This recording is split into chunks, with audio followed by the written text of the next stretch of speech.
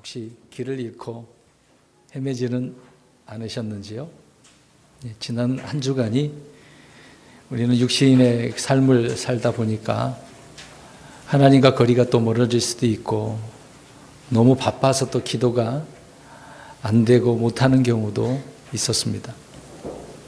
그러한 삶을 우리가 살았습니다마는 여전히 우리를 사랑하시고 또 이 예배 초소에 주님께서 인도해 주셔서 주님의 이름을 이렇게 우리 입술로 부른다는 것 얼마나 감사하고 기쁜 일입니까? 주의 이름은 아무나 못 부릅니다. 찬양할 수도 없어요. 다시 태어난 우리들이 이렇게 이 초소에 앉아서 하나님께 이렇게 영광 돌릴 수 있다는 것 정말 기쁘고 감사하고 때로는 어떤 자부심이 있어야 되겠죠. 이런 삶을 늘 충만한 삶을 사는 저와 여러분이 되었으면 좋겠습니다.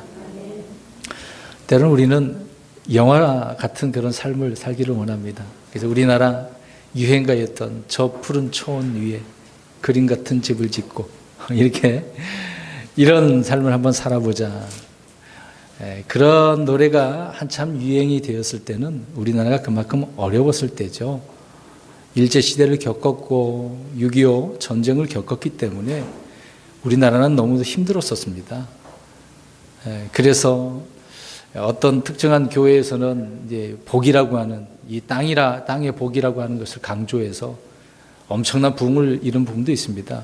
많은 부분에 있어서 옳지 못하는 부분이지만 그래도 긍정적으로 생각해 보면 많은 사람들이 그것을 통해서 하나님을 알게 되는 경우가 있었다는 점에서는 좀 긍정적으로 우리가 생각할 수는 있습니다. 다 우리가 좋게 평가는 할 수 없습니다만은 어떤 면에서는 우리가 주님을 알게 된 복음이 전파되었다는 사실을 하나님께 감사해야 되는 부분이 되겠죠. 그런 상황 가운데 노래가 이렇게 나왔을 때 사람들이 얼마나 즐거웠겠습니까? 때로는 그냥 뭐 노세 젊어서 노세 더 열심히 일해야 되는데 놀자라고 하는 그런 놀자판이 형성된 노래도 있었습니다.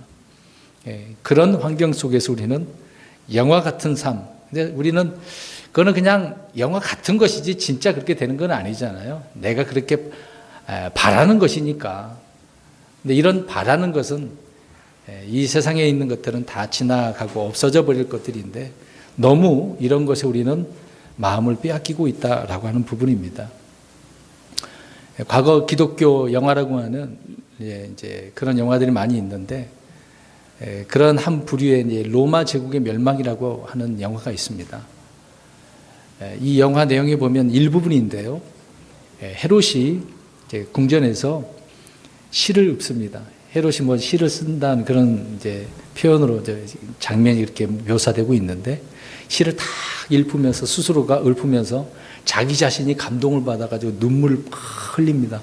그 눈물을 흘리니까 그 옆에 있던 신하 중에 한 사람이 눈물병을 가져와가지고 거기다 담는 그래서 이렇게 헤롯 그 장면이 그래요. 이렇게 다 눈물 흘리면서 그걸 담으면서 스스로가 막 감격에 빠진 그런 장면. 이런 이제 영화를 보신 분들이 있을 겁니다. 참 이런 것을 우리는 기독교인의 입장에서 보면 정말 참담하죠. 왜 그러냐면 그 헤롯은 기독교인들을 박해하고 죽인 자였기 때문에 그렇습니다. 이런 악한 자가 자신의 눈이 얼마나 대단하면 눈물병에다 담아놓고 그런 표현을 했을까. 거만하고 교만한 일이죠. 혹시 우리 기독교인들 중에서도 그런 장면이 생각나서 오늘 본문에도 그런 내용이 나오지만 눈물병, 나도 한번 눈물병 한번 담아볼까? 그런 생각해 보신 분 있지 않나요? 예전에 과거에 이런 내용의 설교를 들은 적이 있었습니다. 저 역시도 그것을 보면서 그래 나도 이런 병 하나 만들어 놓고 눈물을 거기다 한번 쏟아볼까? 근데 여러분 거기다 담는다고 해서 그게 눈물이 모아질까요? 많이 흘려야 되잖아요. 안 흘리고 그대로 놔두면 그 안에 있는 것은 어떻습니까? 날아가잖아요. 수분이 이제 잘 보관하지 않으면. 참 우스운 일이죠. 놀라운 일입니다. 나쁜 쪽으로요. 오늘 본문의 시편 이제 우리가 오늘 56편인데요. 56편은 다윗이 이제 가드에 있었을 때 블레셋 사람들에게 붙잡히게 되어집니다. 그때 여러 가지 이제 환경의 문제로 하나님 앞에 이제 기도하는 그런 내용이죠. 원수들은 사방에 여기저기 널려져 있습니다. 그런 가운데 다윗은 어떻게 하고 있습니까? 이런 상황인데도 불구하고 주의 말씀을 찬양하고 신뢰하고 영광을 돌리고 있는 그런 장면입니다. 그것이 이제 56편 전체 내용이거든요. 삶은 고통스럽고 괴로운 가운데 있으면서도 다윗은 자신의 처지를 주님께 다 이제 말하지 않아도 주님은 다 아신다고 세신다고 기록을 하고 있지 않습니까? 그렇기 때문에 간절한 눈물의 기도로 하나님 앞에 아뢰는 것이죠. 이런 자신의 눈물을 주의 병에 담아달라고 요청합니다. 자신의 어떤 눈물병이 아니라 어떤 병이에요? 주의 병이라고 하는 여기에 우리가 핵심을 둬야 되겠죠. 좀 전에 제가 헤롯이 자기의 눈물병을 뒀다고 하는 것처럼 그런 눈물병 말고요. 다윗은 자신이 이렇게 살아온 그런 부분을 하나님께서 다 세시고 아신다는 거죠. 이제 그런 것은 하나의 시적인 표현으로 주의 병에다가 담아달라고 요청을 하고 있습니다. 물론 주님께서도 가지고 있는 어떤 병이 있으시겠죠. 이제 이런 것들을 거기다 담아달라고 요청을 하고 있는 것입니다. 또 주님을 향한 자신의 올바른 마음과 행위를 어디에 기록이 되어져 있다고 합니까? 주의 책에 기록되어져 있음을 기억해 달라고, 자기는 또 그것을 안다라고 말씀을 하고 있는 것이죠. 성도 여러분, 오늘 다윗이 어떤 눈물을 흘리면서 이렇게 자신의 그 눈물을 주의 병에다가 이렇게 담아달라고 했을까? 오늘은 눈물에 대해서 좀 말씀을 드리려고 합니다. 눈물. 그러니까 이제 눈물을 흘려야 되나? 그렇게 생각할지도 모릅니다. 구약의 대언자 예레미야는요, 우리가 아는 바대로 눈물의 대언자라고 하잖아요. 특히 에가서를 보면 정말 눈물로 이런 하나님의 말씀을 받아서 자기의 그 형제들, 동포들을 위해서 흘리는 눈물을 보게 되었습니다. 패망한 예루살렘을 향해서 우는 그 눈물의 시. 우리 예수님께서도 얼마나 간절히 눈물로 우리에게 말씀을 해주고 있습니까? 우리 예수님은 하나님으로서 육신을 입고 이 땅에 오셨죠. 때로는 눈물을 흘리시고 우셨다라고 성경은 말씀을 하고 있습니다. 누가복음 19장 41절에 나와 있는데, 주님은 이 땅에서 여러 차례 눈물을 흘리셨는데요, 그 중에 한 번은 예루살렘을 향해서 우신 내용입니다. 그들을 향하여서 주님 말씀을 전했습니다마는 회개하지 않는 그 도시를 보고 슬피 우셨다는 겁니다. 자신이 이렇게 이 땅에 하나님이시지만 왕으로 오셨는데 이스라엘 백성들은 이것을 거부하고 있으니 앞으로 그들이 화려하게 지은 저 46년 동안 짓고 또 더 짓고 있었던 그런 성전이 무너지게 될 때 얼마나 주님은 마음이 안타까우셨겠습니까? 앞으로의 일을 바라보시면서 아시면서 그렇게 눈물을 흘렸다는 거죠. 여러분, 오늘 예레미야도 생각해 보시기 바랍니다. 그 이스라엘 백성들에게, 동포들에게 말씀을 증언했습니다마는 그들이 전혀 회개하지 않고 돌아오지 않는다는 거죠.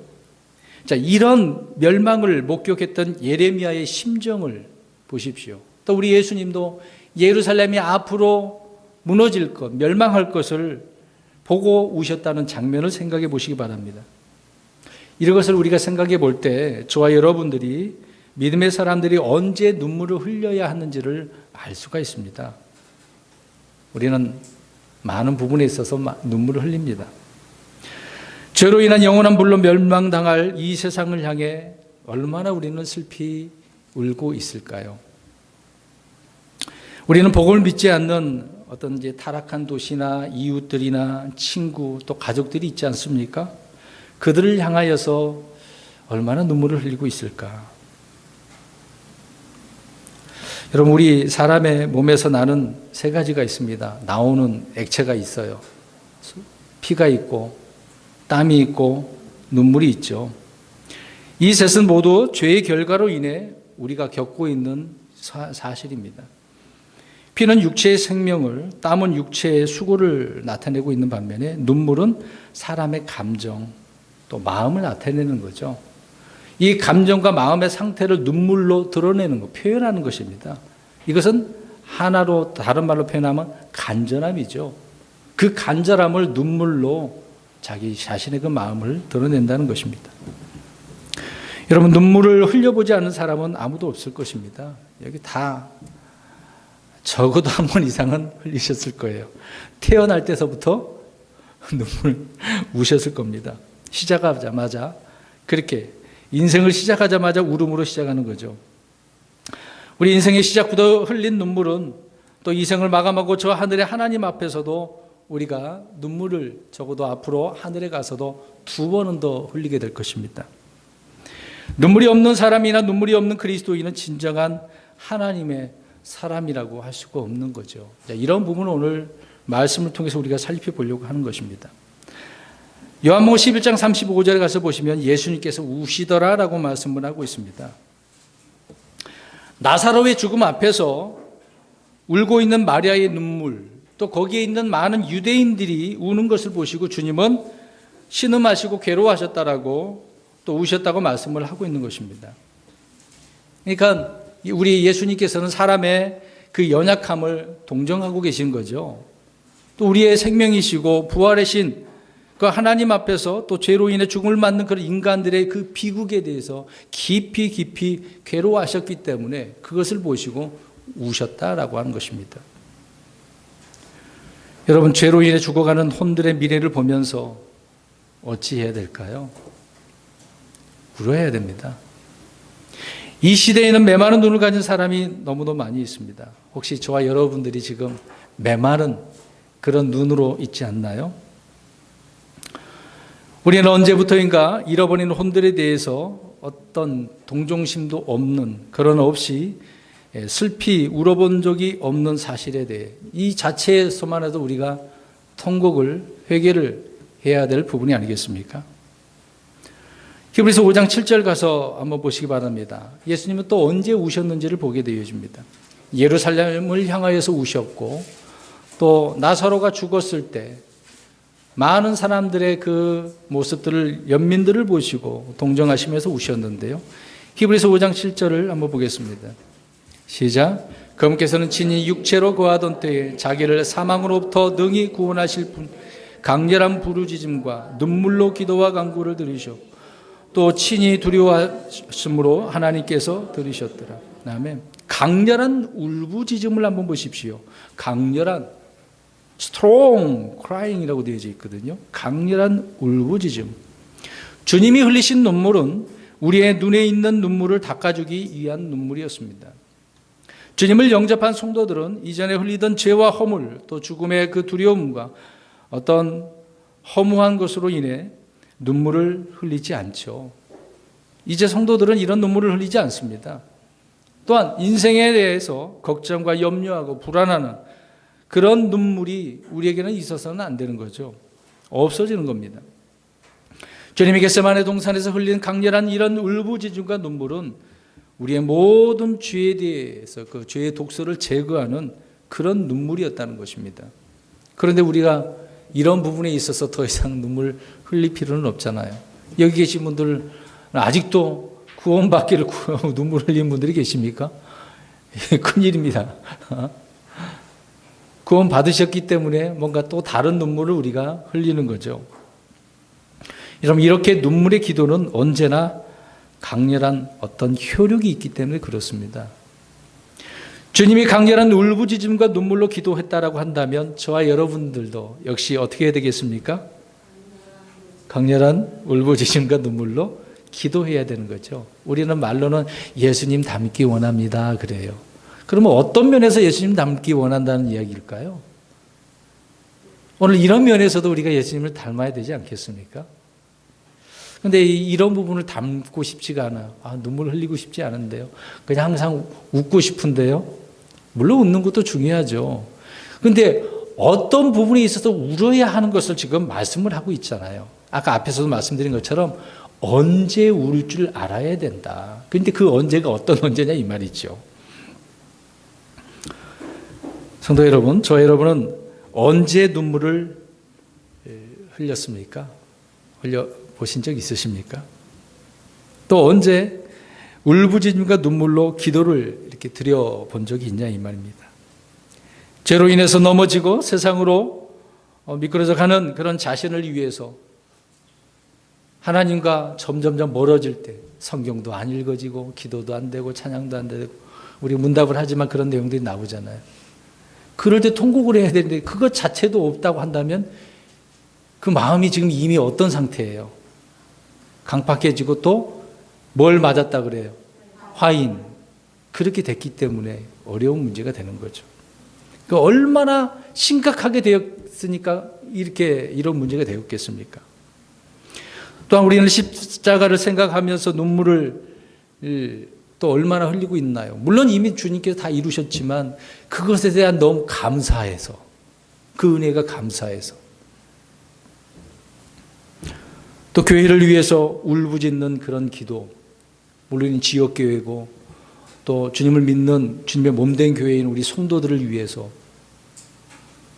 혹시 이런 눈물 흘려보셨습니까? 여기 몇 안 되지만 교회에서 거의 잘 안 나오시고 기도하는 일이 없어서 모르겠습니다만 집에서든 언제든 기도하신다고 하는데 이렇게 성도들을 위해서 그 이름을 부르짖으며 중보하여서 주님을 올릴 때 정말 간절한 이런 기도, 눈물의 기도를 하시고 있냐 말입니다. 이 땅에서 눈물이 메마른 사람일수록 그러면 나중에 하늘에 가서 앞으로 적어도 2번 더 눈물을 흘린다고 그랬는데 눈물이 얼마나 더 많겠습니까? 그런 사실을 우리가 기억해야 돼요. 여러분, 눈물이 있는 곳에는 소망과 희망이 있는 겁니다. 또 어떤 눈물은요, 피보다 더 진한 눈물도 있어요. 이 시대의 교회의 타락은요, 성도들의 눈에서 눈물이 메마른 데서 있다는 것을 알 수가 있습니다. 교회가 이제 눈물을 흘리지 않아요. 그냥 잘 되는 것만 바라니까. 몇 부류의 사람을 좀 찾아서 생각해 보고자 합니다. 첫 번째로 생각할 사람은요, 열왕기하 20장 3절인데요. 그냥 펴서 보시기만 하시면 되겠습니다. 누가 나오냐면 히스기야가 나옵니다. 히스기야가 눈물을 흘리는 장면이 나오는데 이 히스기야는 다른 눈물을 흘린 게 아니라 자기가 죽을 병에 걸려서 살려달라고, 생명을 연장케 해달라고 눈물을 흘리는 장면입니다. 그런데 20장 3절 보세요. 주께 지금 간청하죠? 진실하고 온전한 마음으로 걸어왔다라고 이야기합니다. 이제 자기의 또 의의를 드러내고 있긴 합니다. 근데 그 부분을 기억해달라고 통곡을 하고 있죠. 하나님은 이런 성도들의 눈물을 보시고 그들의 부르짖음에 귀를 기울인다는 것을 알 수가 있는데요. 이 히스기야의 통곡하는 기도는 즉시 하나님께서 5절 보세요. 응답이 됐습니까? 안 됐습니까? 5절 보세요. 응답이 돼버렸어요. 다니엘 같은 경우에는 하나님의 뜻이 뭔가라고 이제 기도하고 있는데 그 알기까지 며칠 걸렸어요. 그 며칠 또 기도한 거죠. 그러니까 21일 걸렸어요. 왜 그래? 당장 하나님께서 그것을 들어주시려고 했는데 가브리엘이 내려올라다가 누가 가로막았다고 그랬어요. 페르시아의 통치자, 이 땅의 통치자가 아니라 영적인 그 악한 통치자를 말하는 거죠. 페르시아를 다스리는. 그가 가브리엘을 막고 있었단 말입니다. 그러니까 미가엘이 와서 도와줘가지고 그것이 기간이 며칠 걸렸어요? 21일 걸렸잖아요. 근데 지금 히스기야는 기도했는데 응답이 얼마나 걸렸어요? 바로 응답이 돼버렸네요. 놀라운 사실입니다. 근데 보세요. 히스기야의 기도는 백성들을 위한 기도였습니까? 나라를 위해서요? 주님의 영광을 위해서 기도한 것입니까? 아니었어요. 자기 자신에 대한 생명을 연장케 해달라고 하는 기도였음에도 불구하고 하나님께서는 들어주셨네요. 근데 그 구절을 잘 보시기 바랍니다. 금방 20장 3절에 히스기야가 어떻게 했다고 그랬어요? 20장 3절, 열왕기하 20장 3절 끝부분에 뭐라고 되어 있죠? 히스기야가 통곡했다. 자, 누구 앞에서 통곡한 거예요? 주님 앞에서. 사람 앞에서 통곡한 게 아니란 말이죠. 하나님 앞에서 심하게 통곡을 하였기 때문에 하나님께서는 어떻게 하신 겁니까? 들어주셨어요. 여러분, 아무리 강한 남자 뒤에 여자 앞에서, 여자가 흘리는 눈물 앞에서는 약하게 되잖아요. 그런 것처럼 우리 주님은 성도들의 이런 진실한 눈물 앞에 약하신 분이에요. 강하신 분인데 이런 우리 하나님의 약한 분이 있네요. 눈물을 흘릴 때 주님은 그 눈물을 닦아주시고 거기에서 구해주시는 거죠. 근데 눈물이 없는 성도는 주님의 이런 닦아주심도 없어요. 체험할 수도 없습니다. 은혜를 경험할 수도 없는 거거든요. 지금 히스기야만 생각해 봤어도 자신의 그 문제를 주 앞에서 이렇게 통곡하며 아뢰을 때 주님께서 응답해 주시지 않습니까? 두 번째로 세 사람을 우리가 생각해 볼 건데요. 에스더서 4장 16절을 보세요. 에스더서는 주로 이스라엘 백성들이 누구에 의해서 멸망하기 일보 직전입니까? 하만이죠. 아예 그냥 씨를 멸하게 되어지는 엄청난 일이 벌어지게 된 상황입니다. 근데 이 에스더가 왕비가 돼가지고 죽기를 각오하고, 에스더 4장 16절에 나옵니다. 8장 3절에 왕 앞에 나아가서 민족을 위해서 눈물로 간구했다고 이야기하지 않습니까? 하나님 앞에서나 왕 앞에 이렇게 담대히 나가는 거죠. 유대 민족이 흔히 말하는 이제 풍정등화, 바람 앞에 불이죠. 이런 위기를 맞이했을 때 에스더는 목숨을 걸고 왕 앞에 간구하는 겁니다. 눈물로 간청을 하는 거죠. 정말 자기 민족을 사랑하는 에스더였던 거죠. 이렇게 될 수 있었던 것은 그 옆에 누가 또 있었습니까? 모르드게가 있었던 거죠. 이렇게 하나님 앞에 눈물로 나아가는 사람이었다는 겁니다. 정말 민족을, 조국을, 우리나라를 그렇게 사랑한다고 한다면 저와 여러분들은 어떻게 되겠습니까? 나라를 위해서 기도하실 때 에스더처럼 눈물로 기도할 수 있어야 됩니다. 우리가 지금 좀 전에 말씀드렸던 예레미야를 우리가 볼 수 있듯이 예레미야 애가 2장 11절에도 예레미야는 말합니다. 내 눈이 눈물로 쇠약해지며 내 애가 타고 내 간이 땅에 쏟아졌으니. 얼마나 자기 자신의 이런 간절함을 이렇게 표현하고 있습니까? 자기 동족이 당하는 심판, 이것은 누구의 지금 슬픔입니까? 누구의 아픔입니까? 자기 자신의 아픔이잖아요. 이것을 우리가 생각해 볼 때 우리 성도들의 아픔을 나 자신의 아픔이라고 생각을 해야 되는데 강 건너 불 구경하듯이 너는 너고 나는 나고 아무 상관도 없는 그런 입장으로 바라보면 안 되는 거지 않습니까? 이 시대의 교회가 바로 이런 부분을 직시해야 되는 거죠. 우리는 세상과 철저히 분리해야 되는 것이겠습니다만은, 그러나 그들이 당하는 슬픔과 고통을 결코 외면해서는 안 되는 겁니다. 죄로 인해 고통을 받고 심판받는 나라의 그 현실을 보면서, 돌아보면서 눈물로 기도해야 되는 것이고, 또 그들을 향하여 말씀으로 선포해야 되지 않겠습니까? 부정과 부패로 얼룩진 우리 이 나라를 바라보면서 저와 여러분들은 어떻게 하고 있는지요? 또 느헤미야를 보시기 바랍니다. 느헤미야는 우리가 알다시피 이방 땅에 가서 수상궁에 아주 높은 직책을 받은 사람입니다. 왕의 잔을 맡은 사람이었습니다. 엄청난 지위가 있는 그런 사람이잖아요. 이러한 사람이 무슨 목숨을 걸 필요가 뭐가 있습니까? 자기 민족들을 향하여 생각할 필요가 없잖아요. 그러나 느헤미야는요, 그의 마음은 늘 자기 동족들이 예루살렘에 가는 것을 보고 그 소식을 알고 싶은 거예요. 동족들이 생각나는 겁니다. 비록 나는 이렇게 이방 땅에 나와서 붙잡혀 있고 여기에 이러한 삶을 살고 있습니다. 그러나 내 동포들은 어떻게 살고 있는가? 마음은 항상 거기에 있었던 거죠. 예루살렘에요. 또 예루살렘에서 들려오는 그 안 좋은 소식을 들었을 때 좀 어느 정도 지위가 있으니까 왕 앞에 나와가지고 자기 좀 이야기를 할 수 있는 거잖아요. 돈 좀 보태주시고 병사를 좀 보태주시고 일꾼들 좀 보태주셔서 복구할 수 있도록 해주시면 안 되겠습니까? 이렇게 할 수도 있잖아요. 근데 우리가 아는 느헤미야는 어떻게 했습니까? 하나님 앞에 금식하며 울었어요. 느헤미야 1장 4절 5절 보세요.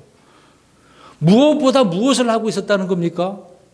기도를 하고 있었습니다. 눈물로 기도했을 때 하나님께서는 그의 마음을 아시고, 그래, 다른 사람도 많이 있었어요. 제사장도 아니고 대언자도 아니고 그냥 평범한 그런 사람, 어느 정도 신분이 좀 있는 사람이에요. 신분이 있는 사람, 지위가 있는 사람, 이 느헤미야를 총독으로 세우게 해주셔서 성벽을 어떻게 하게 하십니까?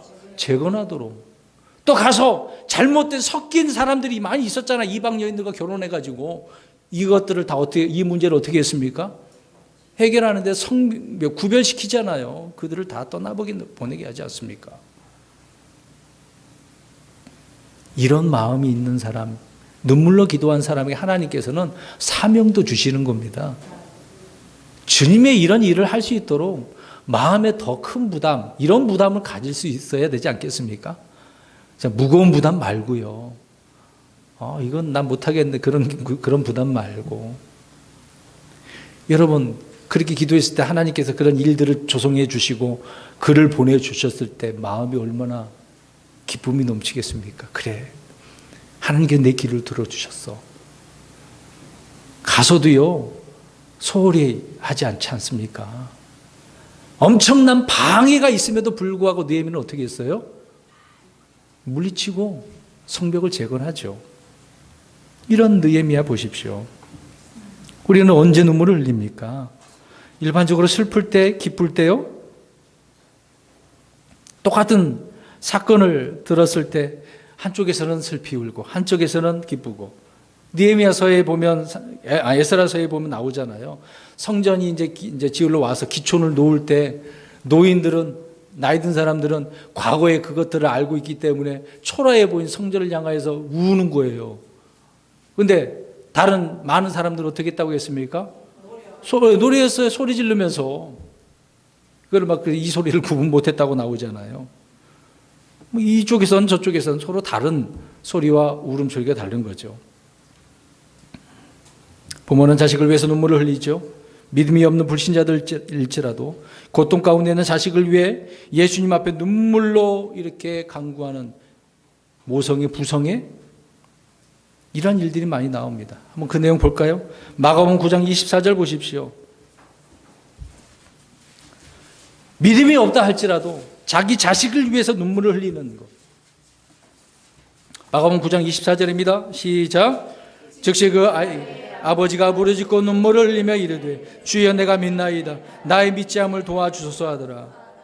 이 사람은 지금 믿음이 비록 없을지라도 자식을 살리기 위해서 정말 간절한 이런 사랑으로 울부짖는 눈물, 이런 아버지를 한번 우리가 생각해 보세요. 예수님은 그래서 그 믿음을 보시고 응답해 주시지 않습니까? 그러니까 아버지의 눈물은 어떻게 보면 어머니의 눈물보다도 더 호소력이 있어요. 여기 이제 아버지 몇 분 있네요. 저를 포함해서 4분인데 자녀들을 위해서 얼마나 눈물을 흘리십니까? 우리 지금 이름을 지목해야 되겠네. 이재원 형제님 자녀들을 위해서 흘리고 계십니까? 잘 안 나와요. 우리 김정우 형제님 눈물 많이 나옵니까? 우리 한성준 형제님 어떻습니까? 자녀들을 위해서요. 흘려본 적 없으시면 이거 안 됩니다. 다시 눈물을 흘려야 됩니다. 여러분, 야곱은 어떻습니까? 요셉이 죽었다는 소식을 듣고 눈물을 흘리죠. 나이가 들어서 낳은, 라헬을 통해서 낳은 이 야곱, 정말 라헬을 사랑했잖아요. 그래서 그 라헬에게서 태어난 야곱, 그 요셉, 이것을 알고 있었던 야곱이 요셉이 죽었다라는 소식을 듣고 엄청난 눈물을 흘리잖아요. 다윗은 또 어떻습니까? 이제 자기 자식 압살롬이 반역을 했지만 이제 나중에 이제 죽게 되어지잖아요. 죽게 되었을 때 많은 사람들은 기뻐하고 있었습니다만은 다윗은 어때요? 울었잖아요. 자기 자식을 위해서. 이렇게 눈물을 흘리는 사람들이 있었네요. 우리는 어떤 눈물을 흘리고 있습니까? 우리는 회개의 눈물이 많이 나와야 되겠죠. 눈물은 어떤 물리적인 기능 외에도 혼을 좀 정화시키는 그런 능력, 효능이 좀 있습니다. 그래서 죄인은 누구라도 회개의 눈물을 흘려야 하는 거죠. 회개는 말씀의 빛을 통해서 자기 자신이 죄인이라는 사실들을 바라보고 주님께 올바른 반응으로서 나오는 것이 이 회개 아니겠습니까?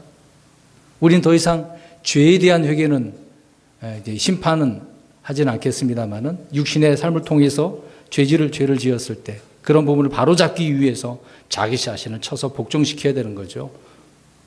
바로 잡아야 되는 것입니다.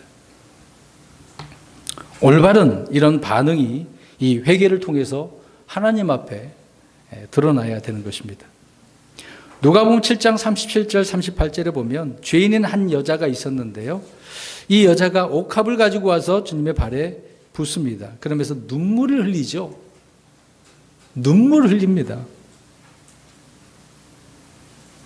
여러분, 마음이 이렇게 비통해야 되는데 그렇지 않고요. 슬픔이 있어야 되는데 슬픔도 없고 눈물 없는 그런 회개라고 생각해 보세요. 이런 자들에게는 회개가 필요한 것 아니겠습니까? 베드로는 몇 번 주님을 부인했습니까? 3번이죠. 닭이 울 때 그래서 어떻게 회개를 하죠? 몹시 슬프게 우니라. 베드로의 눈물은 회개의 눈물이었기 때문에 그렇습니다. 그런데요, 베드로가 이렇게 눈물을 흘렸다라고 할 때 무엇이 생각났습니까? 여기에 포인트죠. 말씀이죠. 보세요. 눈물이 안 나오는 사람들은 말씀이 생각 안 나는 거예요. 말씀이 생각이 나지 않으니까 회개가 안 되는 거죠. 말씀에 따른 반응을 우리가 내가 하고 있는가 그렇지 않은가를 점검해 보아야 되는 것입니다. 그렇다고 이게 죄인이 흘리는 이렇게 회개의 눈물은 뭐 연약한 눈물은 아니잖아요. 마음을 씻게 하는 비누와 같은 눈물 아니겠습니까? 그럼 한 가지 이제 여쭤보겠습니다. 다윗이 죄 지었을 때 다윗은 주로 어떤 죄를 우리가 지은 것을 생각날 수 있습니까? 간음, 살인죄, 뭐 이렇게 명령해서 죽이도록 했잖아요. 또 인구조사 뭐 그런 부분도 있고 격동한 그런 문제가 있었고. 그럼 베드로는요? 베드로의 잘못한 부분 뭐예요? 네, 그 부인할 때 저주까지 하면서 그러잖아요. 그럼 가룟 유다는요? 가룟 유다 예수님을 판 거? 그러면 다윗이 지은 죄, 베드로가 지은 죄, 가룟 유다가 지은 죄 뭐가 다릅니까? 뭐가 달라요? 근데 중요한 것이 하나 있어요. 다윗과 베드로는 그렇죠. 정말 간절하게 통곡하며 회개했다는 겁니다. 근데 가룟 유다는요? 회개 안 했어요. 무엇을 했습니까? 후회했어요. 후회. 여러분, 이런 사람들이 얼마나 많아요. 우리는 후회하며 살고 있습니까? 후회하지 말고 회개 돌이켜야죠. 자기 자신의 문제를 그냥 후회만 하지 마시고요. 아예 그거를 바로 잡아야죠. 말씀으로 뭉개버려서 바르게 잡아야 되지 않겠습니까? 이게 중요한 겁니다. 그래서 우리는 눈물로 씨를 뿌리는 거죠. 딱딱한 죄인들의 마음에 말씀의 씨를 뿌린 후에 그냥 돌아서 버리면 그 말씀은 언제나 그대로 있는 거죠. 그대로 있으면 뭐가 날라와서 먹어버려요? 새가 와서. 우리 그 말씀 비유가 있지 않습니까? 말씀의 씨를 뿌린 동부는 눈물의 이슬과 비를 뿌려주어야 하는 것 아니겠습니까? 그렇지 않으면 결코 열매를 맺지 못하기 때문에. 수분이 없으면 잘하지 못하잖아요. 그래서 우리 누가복음 8장 6절을 보세요. 그 구절을 보면 이렇게 말씀을 드렸으니까 듣고 이해하시고 이 구절을 읽으시면 그렇구나라는 것을 알게 됩니다. 누가복음 8장 6절을 보십시오. 씨 뿌리는 자의 비유를 통해서 뭐가 부족했는지를 알 수 있습니다. 8장 6절 시작. 수분이 부족함으로 곧 시들어 버려. 뭐가 부족했다고요? 수분이. 그럼 이 농부는, 말씀을 뿌리는 농부는 늘 이슬과 비를 뿌려줘야 되는 거잖아요. 시편 126편 5절 6절을 보면 눈물을 흘리며 씨를 뿌리는 자들은 기쁨으로 거두리로다 라고 말씀하고 있습니다. 우리 잘 아는 구절이잖아요. 그러면 저와 여러분들은 수분이 부족하면 안 돼. 얼굴 피부 수분 부족이라고 이렇게 미용에만 신경 쓰지 마시고요. 눈물에 대한 수분을 좀 우리가 흘려야 되지 않겠습니까? 네. 눈물을 흘리며 씨를 뿌리는 자들은 어떻게 해야 되는 거예요? 기쁨으로 거둔대잖아요. 그러니까 우리가 흘려본 적이 없으니까 거둔 적이 없는 거죠. 네. 바울의 사역도 눈물의 사역이었습니다. 복음 전파뿐만 아니라 가르치는 일에 있어서도 눈물로 가르쳤어요. 바울은요. 바울이 13권을 쓰지 않았습니까? 그래서 바울 13서신이라고 표현하는데 그 모든 것이 다 눈물로 썼어요. 우리 그 구절 한번 보겠습니다. 고린도후서 2장 4절 보세요. 그 글을 쓸 때, 고린도서를 이제 쓸 때 고린도후서 2장 4절을 보세요. 2장 4절 시작. 괴롭고 아파서 많은 눈물로 너희에게 썼나니. 이거 편지잖아요. 이 편지를 어떻게 하고 있었다는 걸 쓰면서 눈물을 흘리면서. 왜? 지금 고린도 교회 문제가 많잖아요. 그렇게 가르쳐놨는데 지금 엉뚱한 길에 빠져 있으니까 바울이 그래서 이 편지를 쓰면서 제발 말씀으로 바로 살아라고 눈물을 흘리면서 썼다고 이야기하잖아요. 예? 그러면 바울이 쓴 이 눈물로 썼다고 했는데 이 글을 읽으면서 저와 여러분은 우리의 눈을 통해서 어떻게 하고 있습니까? 이 글을 읽으면서 어떻게 해야 돼요? 울어야죠. 근데 읽으면서 눈물이 안 나와. 나 자신의 이 죄 문제, 이 악함, 엉뚱한 이 육신의 문제들, 그것을 돌이키면서 막 가슴을 치고 하나님 앞에 이걸 통곡해야 되지 않겠습니까? 그게 정상이잖아요. 눈물을 흘려야 하는 것이 정상이잖아요. 그런데 성경을 읽을 때는 아무런 감동이 없어, 찔림이 없어, 기쁨이 없다고 한다면 성경을 지금 읽지 못하는 거잖아요. 제대로 못 읽고 있는 건 아니겠습니까? 성경 우리 문답을 하고 있는데 답만 쓰시는데 신경 써갖고 막 찔림이 와야 되는, 그런 건 없이 그냥 넘어간 부분이 있지 않나요? 그러지는 않으시겠죠? 말씀들을 안 하시니까. 여러분, 저와 여러분이 읽는, 성경 읽는 독자, 우리가 눈으로 읽는 성경 독자가 성경의 저자와 만남이 없는 그런 부분 아니겠습니까? 이것을 읽으면서 이 성경을 쓴 그 저자하고 내가 읽는 독자 나하고 교감을 해야 되잖아요. 그 읽으면서 막 눈물이 나와요. 소설책을 읽으면서는 막 눈물을 흘리는 사람이 있는 말.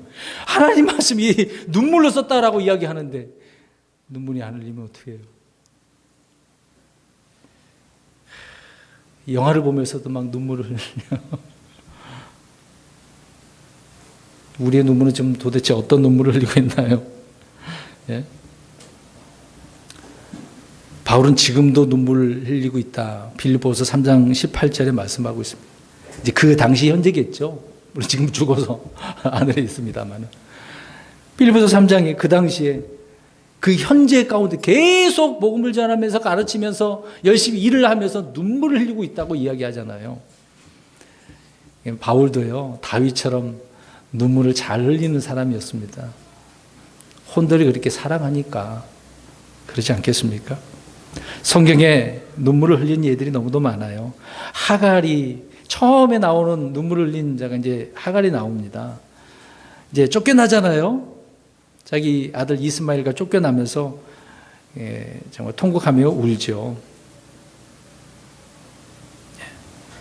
이런 눈물, 아까도 우리 자녀 얘기했습니다만, 또 야곱은 요셉을 위해서 울었고요.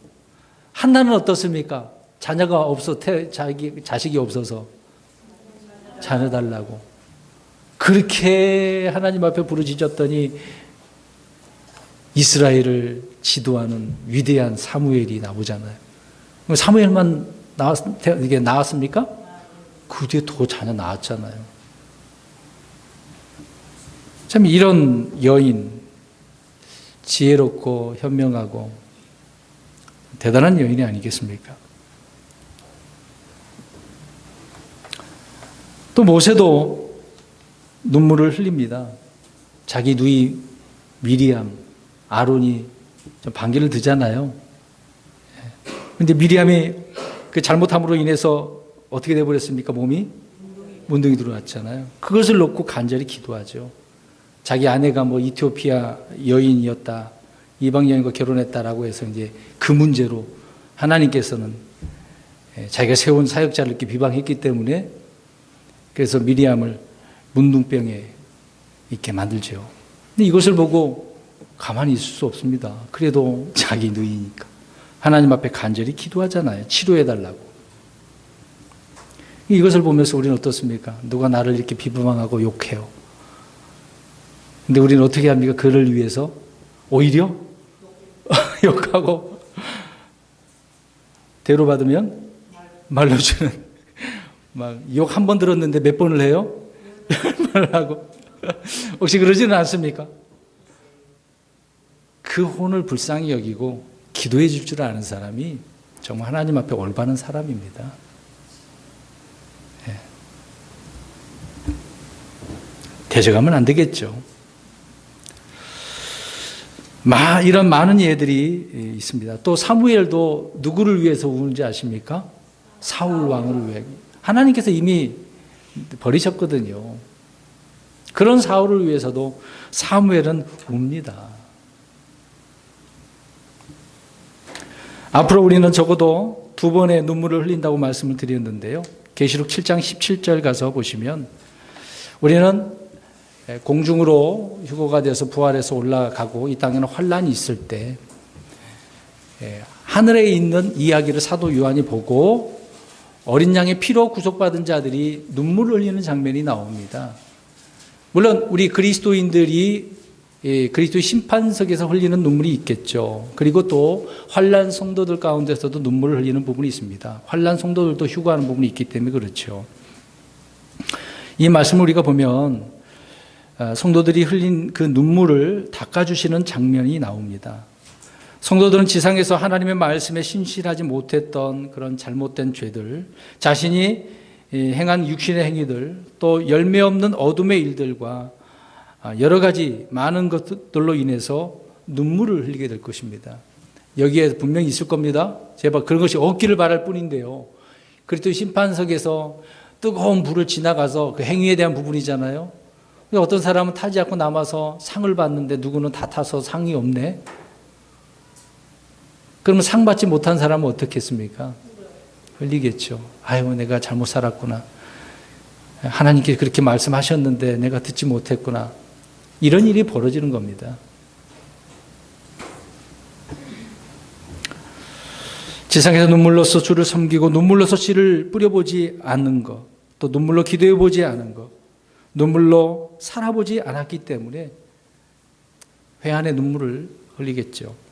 사랑하는 성도 여러분, 이 땅에서 우리는 어떤 눈물을 흘릴 것입니까? 근데 앞으로 천년왕국이 있게 되어질 때는요, 천년왕국에서는 눈물이 없습니다. 그러나 이제 2번째 눈물이 나옵니다. 언제 흘리냐? 계시록 21장 4절 가서 보십시오. 이때는 이제 큰 흰 왕자 심판에서 심판받고 영원토록 불호수에 던져지는 일을 말하고 있는데요. 21장 4절 시작. 또 하나님께서 그들의 눈에서 눈물을 씻어주시리라. 다시는 사망이 없고 슬픔도 울부짖음도 없으며 또 아픔도 다시는 없으리니 이는 이전 것들이 지나갔기 때문이다 하더라. 아멘. 죽은 자들이, 불신자들이 다 이제 죽었다가 일어나죠. 심판을 받아서 불못에 던져지는데요. 이것을 지켜보는 믿음의 성도들이 하염없이 눈물을 흘리는 장면을 말하고 있는 것입니다. 복음으로 구원 할 수 있었던 많은 사람들, 근데 구원 못 받아서 죽은 거죠. 내가 눈물을 흘리고 그들을 위해서 복음의 씨를 뿌렸는데 그들이 구원받지 못해서 이렇게 심판받고 불효소에 던져지는 그런 장면. 우리 가족들이 그러잖아요. 사랑하는 가족이 구원 못 받았을 때 이때 가서 우리가 눈물을 흘리게 될 것입니다. 근데 그런 눈물을 흘리지 않게 하려면 어떻게 해야 되겠어요? 구원 받게 해야 되겠죠.